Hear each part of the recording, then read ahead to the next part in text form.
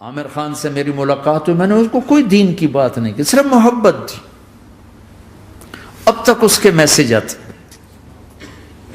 کہ میں زندگی میں کسی سے متاثر نہیں ہوا، تم پہلے آدمی ہو جس سے میں متاثر ہوں. میں نے کوئی جادو کیا، صرف محبت.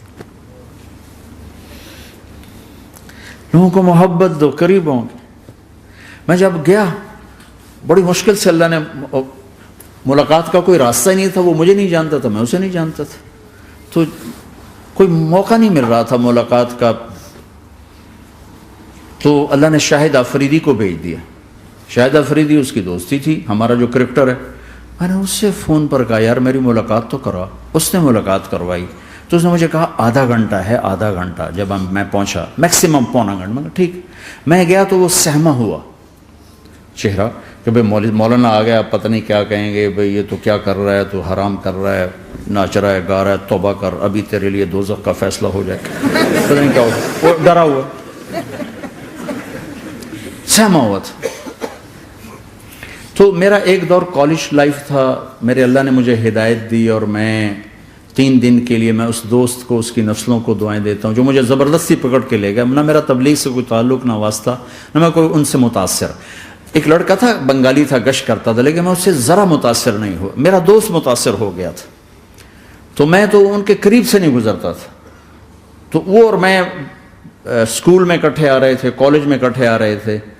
تو وہ متاثر ہوا، وہ 3 دن کے لیے جا رہا تھا، تو مجھے بتائے بغیر میرا ہاتھ پکڑ کے لے گیا. مجھے کام ہے، چلو میرے ساتھ. اور میں اس کو انکار نہیں کر سکتا تھا، یہ میرا اس کا تعلق تھا. اب بھی اسی طرح بھائیوں جیسا تعلق. میں اس کا احسان مان، مجھے زبردستی لے گیا. ہمارے پنجابی کی مثال ہے، کبے نو لت لگی، اس سیدھا ہو گیا. وہ جو ہوتا ہے ہنچ بیک ہوتا ہے نا، اس کو کسی نے لات ماری تو سیدھا ہو گیا. مہربانی بھائی تیری لات سے میں سیدھا ہو گیا. تو مجھے تو وہ کبے والی لت پہ گئی. تو اللہ نے مجھے اس طرف لگا دیا. اور جب میری کالج لائف، میں نے کالج کا بہترین سنگر تھا، اسکول کا بہترین. یہ جنید جمشید کیا ہے جو اس زمانے میں یہ سارا کو اٹھایا، میں نے سارا کیا ہے. تو اب وہ بیچارہ ایسے بیٹھا ہوا. تو میں نے اس سے بیٹھتے ہی فلموں کی باتیں شروع کر دی. اور تھوڑی دیر بعد کہ میں نے محسوس کیا کہ فرام 60 to 72 جو فلم انڈسٹری کو جتنا میں جانتا تھا اتنا وہ نہیں جانتا تھا. تو اس کے اوپر میرے علم کا روپ پڑ گیا. اس کی لائن کا علم تھا نا. تو حیران پریشان، یہ واز تو ہو نہیں رہا. تو کبھی دلیپ کمار کی باتیں شروع ہو گئیں، کبھی راج کپور کی شروع ہو گئیں، اور کبھی محبوب صاحب شروع ہو گئے، کبھی مدن موہن شروع ہو گئے. وہ آدھا گھنٹہ تو یوں ہی گزر گیا. تو آدھے گھنٹے کے بعد میں نے کہا جی ہمارا تو ٹائم اوور کا نہیں، اٹھیں چلے ادھر چل کے بیٹھتے. میں کھانے کی ٹیبل پر تھے تو ہم وہاں جا کے بیٹھ گئے. پھر وہیں باتیں شروع ہو گئیں. جب اس کا سارا خوف دور ہو گیا اور ریلیکس ہو گیا، اس میں پونے گھنٹے سے 50 منٹ گزر گئے تھے. تو پھر میں نے کہا عامر بھائی آپ حج پہ آئے ہیں، اگر آپ اجازت دیں تو آپ کو اپنے نبی کا حج سنو. کہنے لگے ہاں جی ضرور سنائی. پھر میں 1.25 گھنٹہ بولتا رہا اور وہ ایسے کر کے یہاں سے وہ یوں نہیں ہوا. 1.25 گھنٹہ ایسے بیٹھ کے یوں سنتا، ہلا نہیں اپنی جگہ سے. لوگ محبت کے بھوکے ہیں، تم فتوے دینا شروع کر دیتے. 2 گھنٹے کی ملاقات کے بعد جب ہم نکلے تو نیچے تک چھوڑنے آیا عامر خان. حج کے بعد میں نے کہا ایک ملاقات اور ہو جائے گا، ضرور ہوگی. پھر اس کا میسج آیا کہ میں مدینے چلا گیا ہوں، معذرت چاہتا ہوں. میں نے کہا میں مدینے آ جاؤں گا. میں مدینے پہلے ہو آیا تھا حج سے پہلے. تو اس نے کہا کہ آپ 14 تاریخ کو آ جائیں، 4 سے 6 کا ٹائم میں نے آپ کے لیے رکھا ہے. تو میں جنید اور ایک اور ساتھی ہم دوبارہ وہاں چلے گئے 4 بجے. 4:15 ہم اس کے ساتھ ہماری سٹنگ شروع ہوئی. 4:15 سے 10:15 تک 6 گھنٹے مسلسل. اور اس کے ماتھے پہ ذرا نشان نہیں آیا کہ میں بور ہو رہا ہوں. اور اس کے بعد ہم اٹھے، اس کا جی نہیں چاہ رہا تھا کہ ہم اٹھ کے چلے جائیں. محبت. پھر ایک امتحان پڑ گیا. میں اجتماع میں تھا رائمنڈ کے پچھلے سال. اس کا میسج آ گیا میری فلم تلاش آ رہی، اس کی کامیابی کی دعا کرو. اے چنگی بات.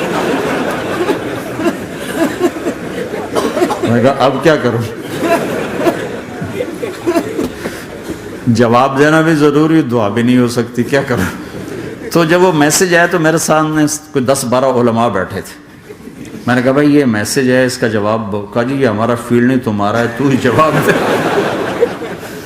میں سارا دن سوچتا رہا، مجھے کوئی جواب سمجھ میں نہیں آیا کہ جان بھی بچ جائے، جواب بھی چلا جائے. پھر اگلا دن بھی گزر گیا، مجھے کچھ سمجھ میں نہیں آیا. میں عصر کا وضو کر رہا تھا، ایک دم اللہ نے ایک مضمون دل میں ڈالا. تو میں نے فوراً بیٹھ کے اس کو میسج کیا کہ عامر بھائی، جو کریٹو ہوتا ہے نا ذہن، یہ اللہ کسی کسی کو دیتا ہے. تخلیقی ذہن یہ اللہ تعالیٰ کسی کسی کو دیتا ہے، ہر ایک کو نہیں دیتا. اور یہ اللہ کی بہت بڑی عطا ہوتی ہے. اور میں نے تمہارے ساتھ جو وقت گزارا اس میں نے دیکھا کہ اللہ نے تمہیں تخلیقی ذہن دیا ہے، تم کریٹر ہو. اور جو لوگ اس ٹائپ کے ہوتے ہیں وہ کامیابی ناکامی کی پرواہ نہیں کرتے، وہ اپنے کام سے کام رکھتے ہیں. آپ کا بھائی تو فوراً اس کا میسج آیا، آپ ٹھیک کہہ رہے ہیں، آپ ٹھیک کہہ رہے ہیں. بات ہو گئی. پہ میں تھا ہانگ کانگ، میں نے وہاں سے اس کو میسج کیا. دیکھو کسی مصروف آدمی کو براہ راست فون نہ کیا کرو، میسج کیا کرو کہ میں آپ کو فون کر سکتا ہوں، چونکہ میں اس کا بہت ستایا ہوا، بہت ستایا. تو میں نے اسے میسج کیا کہ میں طارق جمیل ہانگ کانگ میں آپ کو فون کر سکتا ہوں، میں آپ کو فون کر سکتا ہوں. میں ہمیشہ اسے، اب بھی میرا فون پہ رابطہ ہے، میں پہلے اسے میسج دیتا ہوں میں آپ کو فون کر سکتا ہوں. اگر اس کا جواب نہ ہے پھر میں نہیں کرتا ہوں. کبھی وہ خود کر لیتا ہے، کبھی وہ میسج دے دیتا ہے کال کر لیں. تو تھوڑی دیر بعد اس کا فون آ گیا، کیونکہ میں اس وقت دلی میں ہوں، کانفرنس میں تھا. تو میں نے آپ کا میسج دیکھا تھا، میں اٹھ کے باہر آ گیا ہوں، ابھی آپ سے بات کر کے پھر میں جاؤں گا. تو اسے باتیں کرتے کرتے کہنے لگا آپ کی دعا سے میری فلم کامیاب ہو گئی. میں کہا یا اللہ میں کوئی نہیں کی تھی تینوں.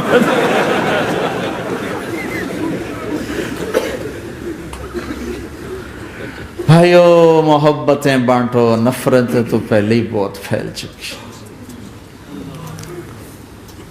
نشہ پلا کے گرانا تو سب کو آتا ہے، مزہ تو تب ہے کہ گرتے کو تھام لے سب.